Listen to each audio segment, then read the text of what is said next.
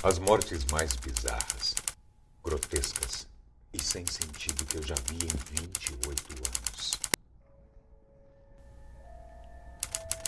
Quando abri a porta daquela casa, eu percebi que não era só mais um caso simples de homicídio. Mas uma parte daquele quebra-cabeça se montava. Mas nem toda a resposta viria de forma fácil. Na sala estava Douglas Chagas, o marido, morto com um tiro na cabeça. Provavelmente executado ali mesmo, naquele lugar. Os cômodos estavam bagunçados. Eu entrei em um dos quartos e encontrei Beatriz. Ela havia sido morta e mutilada brutalmente. Sua barriga foi aberta e revirada como uma boneca de pano. Ao lado do cadáver, cartuchos de calibre 22. Um bilhete sem assinatura com a frase "A lua sangrará". Eu não havia assimilado tudo aquilo ainda e demorou para eu perceber. Do outro lado da cama estava o corpo de Lucas, o filho de 5 anos dela. Morto, com um tiro no peito. No quarto havia uma banheira cheia com sangue. O gato de estimação foi estripado e colocado ali. O cenário era o mais bizarro possível. Eu nunca vi algo como aquilo. Na noite seguinte, as sensações daquele crime não saíam da minha cabeça. A imagem do menino Lucas ficou profundamente marcada em minha memória. Os sonhos que eu tinha com aquela cena se tornaram frequentes e sempre se repetiam da mesma forma. No sonho, Lucas segurava em minha mão e me levava pelos corredores de sua casa. Não dizia nada. Tudo era silencioso e sombrio. Por fim, ele apontava delicadamente para o calendário, calado. Parecia querer me mostrar algo. Com o dedo indicador, o menino apontava para o dia 23, uma segunda-feira daquele mês. Essa foi a última vez que sonhei com ele.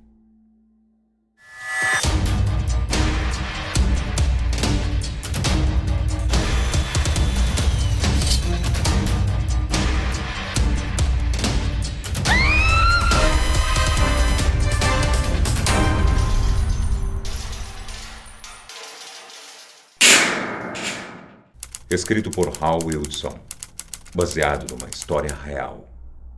Um vampiro bate à porta. As investigações aproximavam a polícia da verdade. Buscavam detalhes que se encaixassem ao perfil criminal de um assassino cruel. Um monstro que deixava rastros de sangue por onde passava. A sujeira e a bagunça que envolviam os crimes indicavam um assassino em série desorganizado, psicótico, impulsivo e sem planejamento. Os relatos das testemunhas descreviam um homem magro, estranho, aparentemente confuso e agitado. Vestia um colete amarelo. Uma mulher chamada Vilma Rocha relatou à polícia o seu estranho encontro com Richard Chase, o antigo colega de escola. Ele usava o mesmo colete descrito no retrato falado. Chase possuía pequenas acusações por porte de arma e drogas, um registro de doenças mentais, além de uma fuga do hospital e uma prisão em agosto do ano anterior. Ele foi pego saindo de sua casa. Os sapatos pareciam sujos de sangue seco. Carregava uma caixa nas mãos cheia de papel e trapos ensanguentados. A polícia jamais imaginou a magnitude do que viria. Abriram a porta de seu apartamento. Havia um cheiro podre insuportável. Tudo estava manchado de sangue. As paredes, os lençóis, dezenas de coleiras de animais.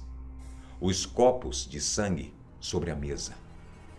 Em um calendário, os assassinatos de Hilda e Joe foram marcados com a inscrição "Hoje".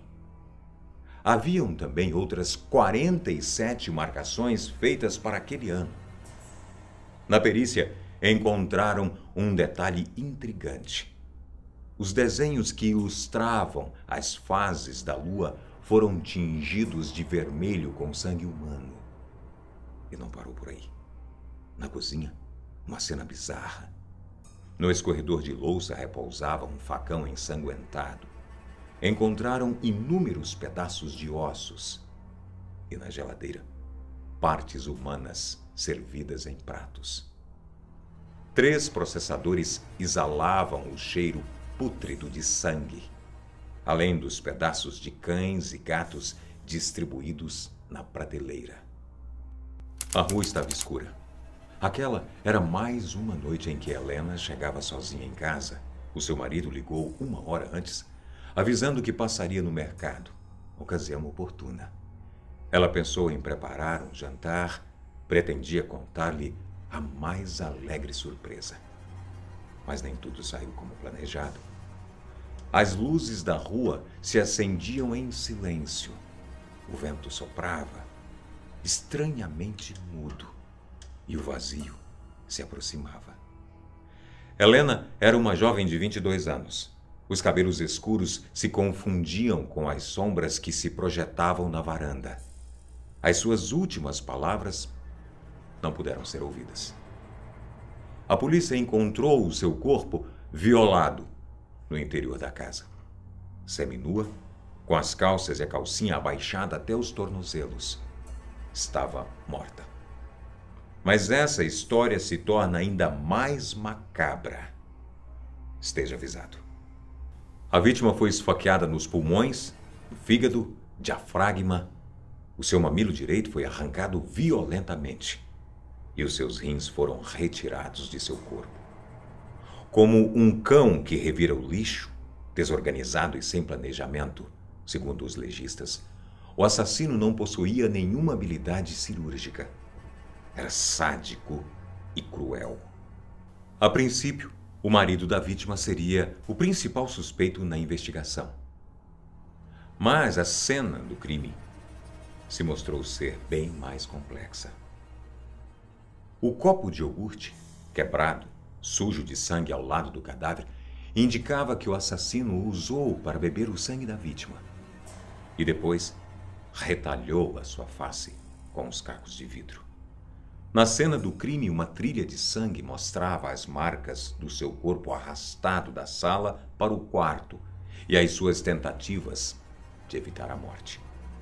Dentre os pertences da vítima, arquivados na investigação, encontraram um teste de gravidez e uma Bíblia, marcada com uma fotografia grifada em Apocalipse, capítulo 12, versículo 9.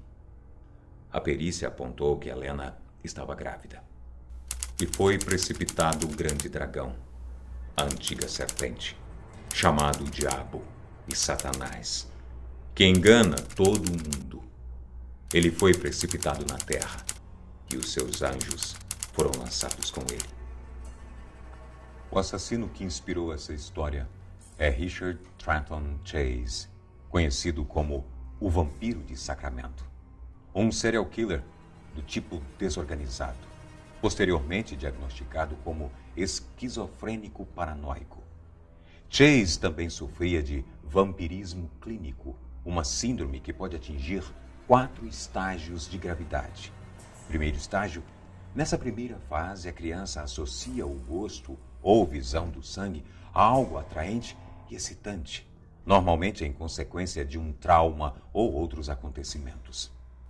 Segundo estágio: experimenta o gosto do próprio sangue em ferimentos autoprovocados. A hemofagia se torna mais frequente. Terceiro estágio: nessa fase, o doente começa a beber sangue de animais. Quarto estágio: fase extrema do vampirismo. Passa a beber sangue humano, na maioria das vezes de roubos ou furtos, e em casos raros, matando para conseguir o sangue. O vampiro de Sacramento foi encontrado morto em sua cela no final do ano de 1980. Ele cometeu suicídio. Acredita-se que ele tenha guardado uma grande quantidade de comprimidos que deveria tomar diariamente para o tratamento de depressão e alucinações. E ao tomar vários de uma só vez, acabou morrendo de ingestão tóxica. O fim chega para todos. Para alguns, chega mais rápido. E não se esqueça, os psicopatas estão em todo lugar. Às vezes, ao seu lado. Às vezes, dentro de casa. Baseado em fatos reais. A Lua de Sangue.